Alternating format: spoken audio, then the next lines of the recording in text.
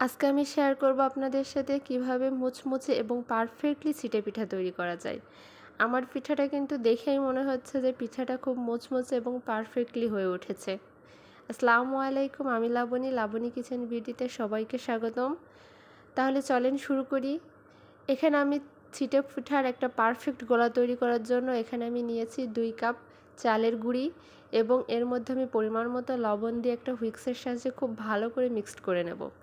এরপর আমি এখানে হালকা কুসুম গরম পানি ব্যবহার করব। এটা আমি যে পরিমাণ চালের গুঁড়ি নিয়েছি ঠিক সেই পরিমাণ পানি এখানে আমি অ্যাড করব এবং খুব ভালো করে হুইক্সের সাহায্যে আমি একটা গোলা তৈরি করে নেব। আপনারা চাইলে হাতের সাহায্যে গোলাটা তৈরি করতে পারবেন। গোলাটা এমন পর্যায়ে হবে যে খুব বেশি পাতলাও হবে না এবং খুব বেশি ঘনও হবে না।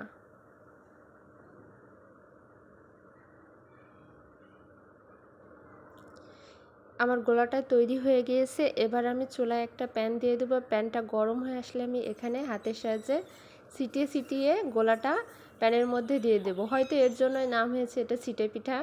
দেখেন এভাবে আমি পিঠাটা দিয়ে দিচ্ছি এবং কয়েক মিনিট পর মিডিয়াম আঁচে পিঠাটা আমি তৈরি করব। আমার পিঠাটা কি সুন্দরভাবে উঠছে। আপনারা এটা কড়াইতেও তৈরি করতে পারবেন, তবে কড়াইতে তৈরি করলে একটু তেল ব্রাশ করে নেবেন কড়াইয়ের গায়ে, তাহলে আর পিঠাটা লাগবে না। এখানে আমি আরেকটা টিপস আপনাদের সাথে শেয়ার করি। এই গোলাটার মধ্যে একটু রান্নার তেল দিয়ে নেবেন, তাহলে গোলাটা খুব সুন্দরভাবে উঠে আসবে। আমি জানি অনেকেই খুব ভালো রান্না করতে পারেন, অনেক সুন্দর করে পিঠা তৈরি করতে পারেন, আবার এর মধ্যে অনেকেই পারেন না। অনেক নতুন রাঁধুনি আছে যারা এখনও ওইভাবে রান্না করতে পারেন না, পারফেক্টলি হয় না তাদের রান্না। আমার রান্নাগুলো ঠিক তাদের জন্য। এইভাবে আমি আমার সবগুলো পিঠা তৈরি করে নিয়েছি। আর এই পিঠাটা কাদের খুব পছন্দ অবশ্যই জানাবেন। আমার তো অনেক পছন্দের একটা পিঠা।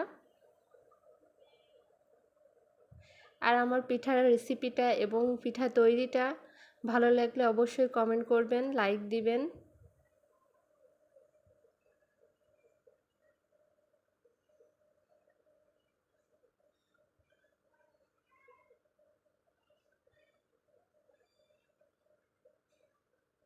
দেখেন আমার পিঠাগুলো কতটা ক্রিস্পি হয়েছে।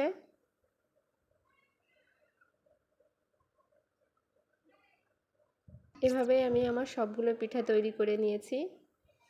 খুব সহজে আপনারা বাসায় এই পিঠাটা তৈরি করতে পারবেন। অবশ্যই সবাই ভালো লাগলে ট্রাই করবেন।